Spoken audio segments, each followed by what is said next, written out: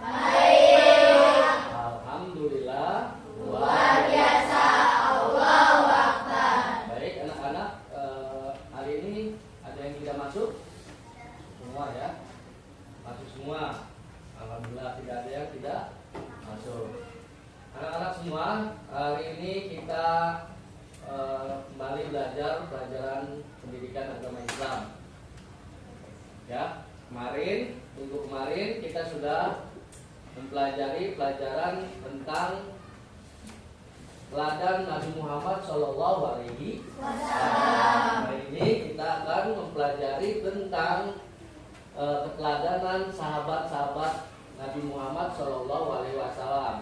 Ya, yang akan kita pelajari hari ini ada berapa? Sebelum Bapak memulai pelajaran, ada berapa ya sahabat-sahabat Nabi yang menggantikan kepemimpinan Rasulullah Shallallahu Alaihi Wasallam? Siapa yang tahu? Ada? Ghazali? Ada berapa? Ada 4 ya, ada 4. Siapa saja? Pertama Abu Bakar, kemudian Ali bin Abi Thalib, kemudian Umar bin Khattab, kemudian Utsman bin Affan. Ya, jadi setelah kepemimpinan Rasulullah, setelah Rasulullah Shallallahu Alaihi Wasallam wafat, yaitu digantikan oleh sahabat-sahabat Nabi, yaitu Abu Bakar, Umar, Utsman, Ali bin Abi Thalib. Jadi ada berapa sahabat-sahabat Nabi? Ada 4 ya, yang kita harus ketahui. Sebelum kita mulai, kita tadarus dulu. Mari kita mulai tadarus surat Al-Insyirah bersama-sama. Ta'awudz. A'udzu billahi minasy syaithanir rajim. Bismillahirrahmanirrahim. Alam nashrah laka sadrak wa wada'na anka wizrak alladzi anqadha dhahrak wa rafa'na laka dhikrak fa inna ma'al usri yusra. Allahul azim. Baik anak-anak, tadi setelah kita membaca surat Al-Insyirah, kita tahu Al-Quran adalah pedoman bagi umat Islam, terutama bagi Muslim. Ya, Al-Quran adalah petunjuk bagi umat Muslim. Nah, dari yang kita bahas hari ini adalah tentang Khulafaur Rasyidin, yaitu Khulafaur Rasyidin yang pertama setelah wafatnya Rasulullah, yaitu siapa? Abu Bakar As-Siddiq, ya, Abu Bakar As-Siddiq. Jadi kita akan membahas tentang Abu Bakar As-Siddiq. Siapa yang tahu? Apa yang belum tahu tentang Abu Bakar As-Siddiq? Mungkin belum tahu. Ya. Jadi Abu Bakar As-Siddiq adalah sahabat Rasulullah yang menggantikan kepemimpinan Rasulullah setelah wafat, yaitu Abu Bakar As-Siddiq.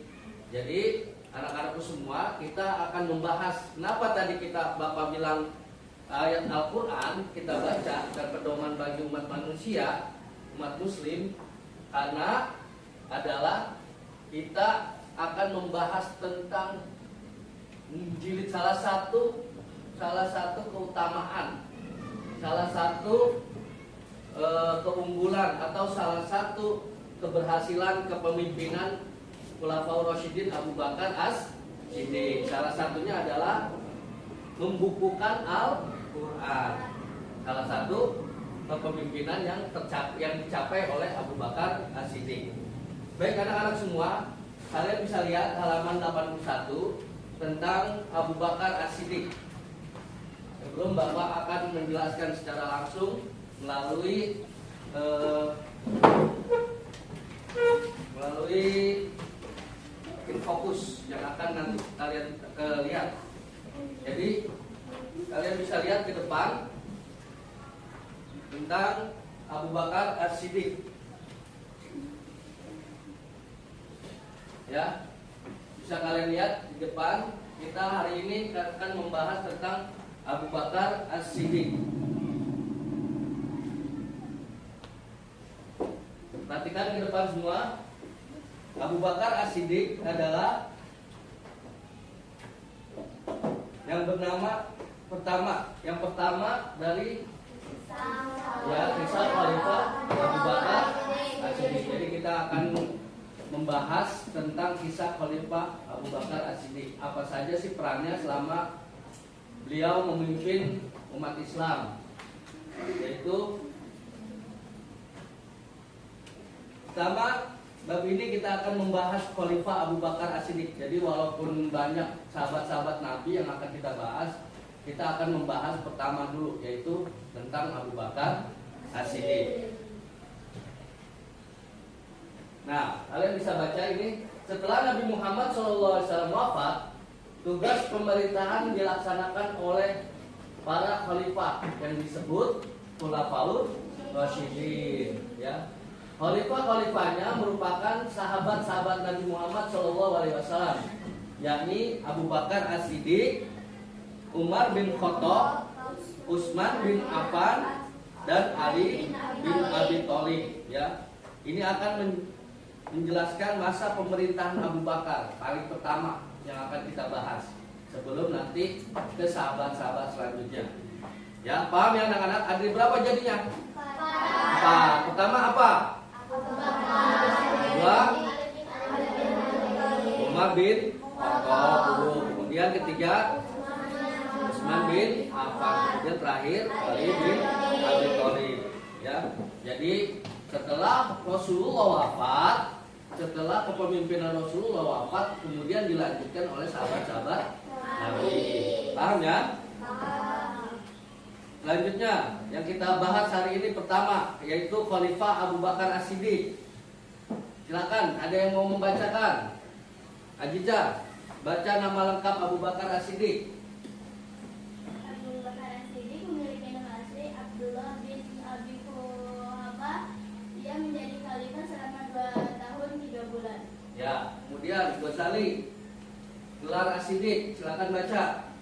Gelar As-Siddiq diberikan oleh Nabi Muhammad SAW karena Abu Bakar As-Siddiq selalu membenarkan perkataan yang disampaikannya.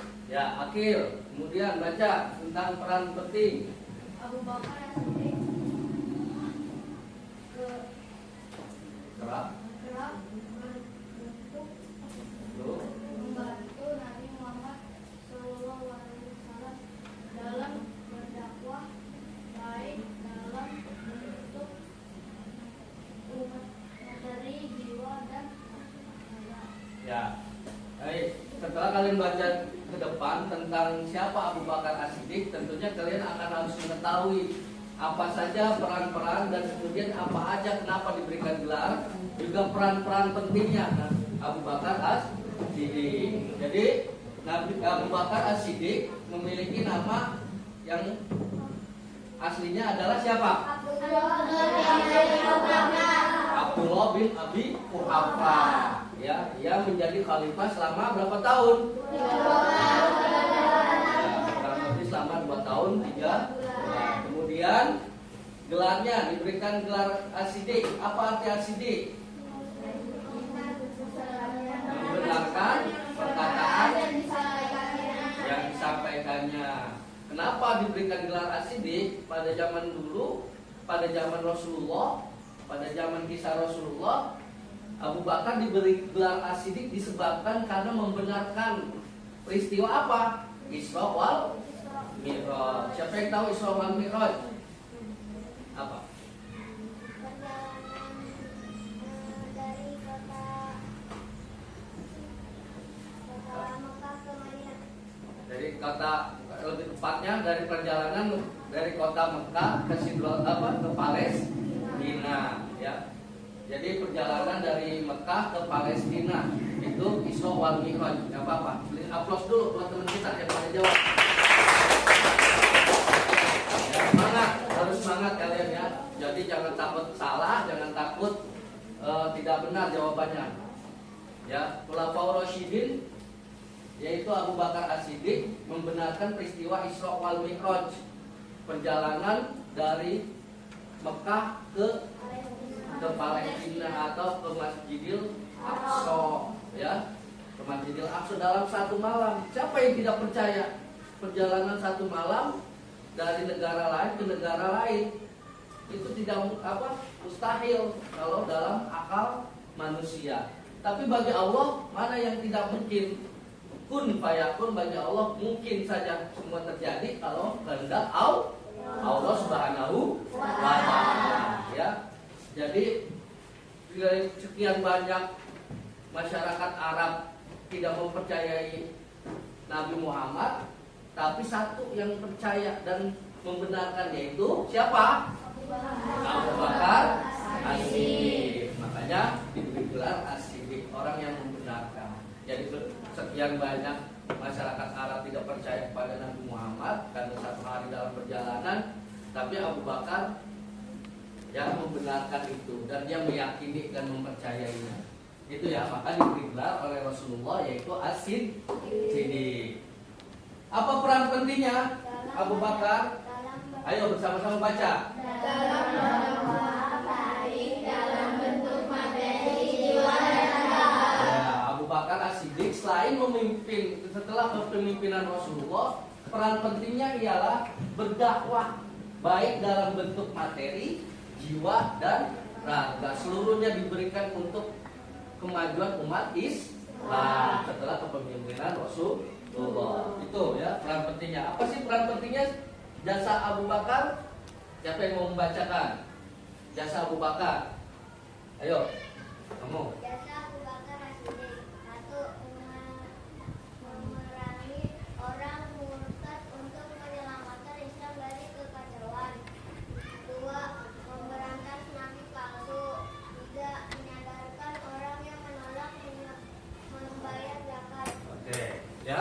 Jasa Abu Bakar As-Siddiq ada 3, ada 4 sebenarnya. Salah satunya ada lagi. Siapa lagi yang membaca? KPK. Ayo. Melakukan pengumpulan dan penulisan ayat Al-Quran karena banyak sahabat penghafal Al-Quran yang gugur dalam peperangan. Ayat-ayat yang ditulis pada pelepah kurma, bebatuan dan kulit hewan yang rusak agar dapat dijadikan pedoman hidup manusia di masa mendatang. 5. Memperluas wilayah Islam hingga ke Irak dan Syam. Ya, itulah jasa-jasa Rasulullah, jasa-jasa sahabat Abu Bakar As-Siddiq. Salah satunya 1, memerangi orang murtad untuk menyelamatkan Islam dari kekacauan. Jadi zaman Abu Bakar As-Siddiq setelah wafatnya Rasulullah memerangi, karena setelah Rasulullah wafat banyak yang mengaku nabi. Jadi banyak nabi palsu. Makanya diperangilah orang-orang itu yang mengaku nabi, karena ketika tokoh utama, yaitu tokoh paling utamanya nggak ada, banyak yang ngaku-ngaku, banyak yang merasa yang dia meneruskan. Makanya jasa Abu Bakar adalah salah satunya memerangi orang murtad dan menyelamatkan Islam dari kekacauan. Kemudian memberantas nabi palsu, itu salah satunya tadi yang dapat sampaikan. Yang ketiga, menyadarkan orang yang menolak membayar zakat. Jadi zaman Abu Bakar bayar zakat sangat tinggi, ya. Banyak yang membayar karena paling ditekankan membayar zakat pada zaman Abu Bakar As-Siddiq. Selanjutnya melakukan pengumpulan yang tadi Bapak sampaikan, yang kita bacakan tadi ayat Al-Quran. Ya, melakukan pengumpulan dan penulisan ayat Al-Quran. Karena kenapa? Banyak sahabat penghafal Al-Quran yang gugur dalam peperangan. Jadi Abu Bakar udah mikir tuh, kalau misalkan sahabat-sahabat pada nggak ada, Al-Quran gimana nih? Pasti hilang bersama para syuhada, para mujahid, dan nggak ada pembukuannya. Makanya dicetuskan Abu Bakar untuk membuat menulis Al-Quran lewat pelepah kurma, lewat kulit domba, ya zaman itu. Kemudian ayat-ayat yang ditulis pelepah kurma, bebatuan, kulit hewan, dan makin ya hewan yang makin rusak makin kemari, ayat-ayat Al-Quran makin hilang karena syuhada menghafal Al-Qurannya berguguran. Kemudian agar dapat dijadikan pedoman hidup manusia akan mendatang, ya. Jadi Al-Quran dijadikan pedoman hidup agar Abu Bakar tahu nanti kalau Rasulullah nggak ada, kalau para penghafal Al-Quran tidak ada, makanya tidak ada Al-Quran hilang. Makanya itu inisiatif atau inisiasi dari Abu Bakar As-Siddiq. Kemudian yang kelima, memperluas wilayah Islam hingga ke Irak dan Syam. Ya. Selanjutnya, keteladanan Abu Bakar As-Siddiq. Teladanannya apa? 1. Jujur, setia dan cinta kepada Rasulullah SAW. Kemudian ketiga, baca. 4. Peduli dengan kaum yang menindas. Kelima, Hidup sederhana. 6. Bertanggung jawab dan suka bermasalah. Ini keteladanan sahabat Rasulullah yaitu Abu Bakar. Jujur, setia dan cinta kepada Rasulullah SAW. Kemudian keteguhan dan kesabarannya dalam berdakwah, peduli dengan kaum yang tertindas, hidup sederhana walaupun kaya, ya. Jadi Abu Bakar itu pemimpin kaya raya tapi tetap sederhana. Nah, ini yang patut kita harus contoh. Jujur juga, ya, tidak pernah berbohong. Keteguhan dan kesabarannya dalam berdakwah, bertanggung jawab dan bermusyawarah. Nah, bertanggung jawab, ya, ketika dikasih amanah oleh orang tua, oleh guru, oleh teman, harus bertanggung jawab. Contohnya apa? Kalau dari guru, dari sekolah, jadi ketua kelas, atau mungkin disuruh untuk mengerjakan tugas, itu bertanggung jawab, kerjain, jangan tidak dikerjakan, ya. Bermusyawarah, kumpul, ya, saling bermusyawarah pada temennya kalau ada pekerjaan, kalau ada tugas. Makanya kalau disuruh bikin kelompok tugas bermusyawarah. Kenapa sering dibikin kelompok guru-guru? Biar bermusyawarah. Itu jasanya. Ya, selanjutnya selesai kita akan menyimak video ini. Kalian simak, ya. Sebelum nanti Bapak tutup untuk materi hari ini, kalian lihat video ini untuk jadikan teladan tentang video kepemimpinan Abu Bakar.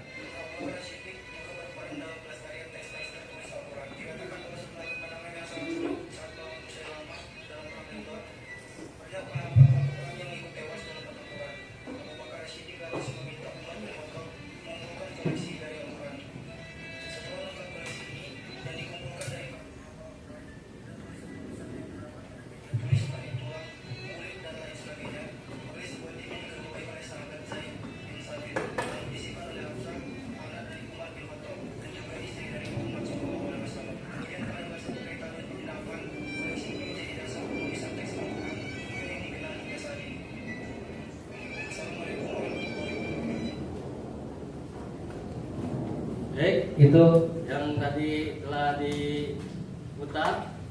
Sebelum Bapak nanti ke pelajaran selanjutnya, ada yang mau ditanyakan? Sudah paham, ya?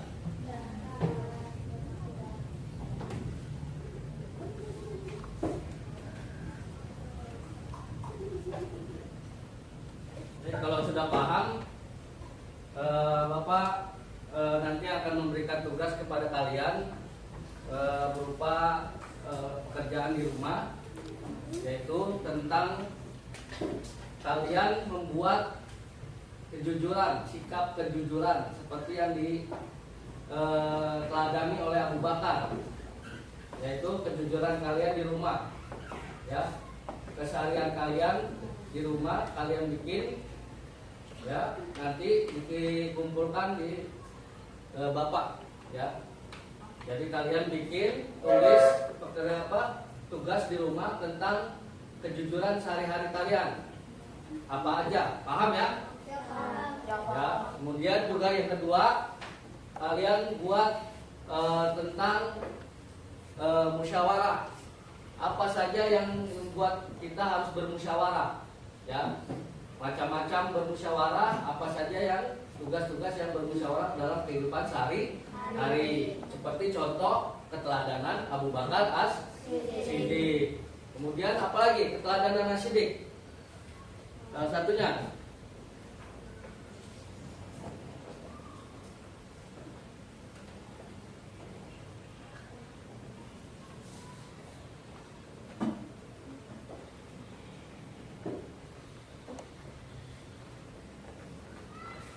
keteladanan Abu Bakar As-Siddiq apalagi? Kemudian, ya, jujur, suka bermusyawarah, dan setia kepada Rasulullah Shallallahu Alaihi Wasallam. Nah, kalian juga berikan contoh kesetiakawanan kepada teman apa saja dalam kehidupan sehari-hari. Itu saja ya anak-anak semua. Nanti kerjakan di rumah tugasnya, kalian berikan contoh kehidupan sehari-hari tentang keteladanan Abu Bakar As-Siddiq. Paham ya? Ada 3 itu. Pertama, kejujuran, kesetiakawanan, kemudian bermusyawarah. Nanti kalian tuliskan, kemudian kalian kerjakan di rumah, kemudian kalian minggu depan kalian bawa dan kalian serahkan kepada Pak Guru. Kemudian itu aja ya anak-anak. Nanti kemudian selanjutnya kita akhiri dengan bacaan doa yang akan dipimpin oleh Ghazali. Silakan Ghazali. Duduk siap. Berdoa dimulai.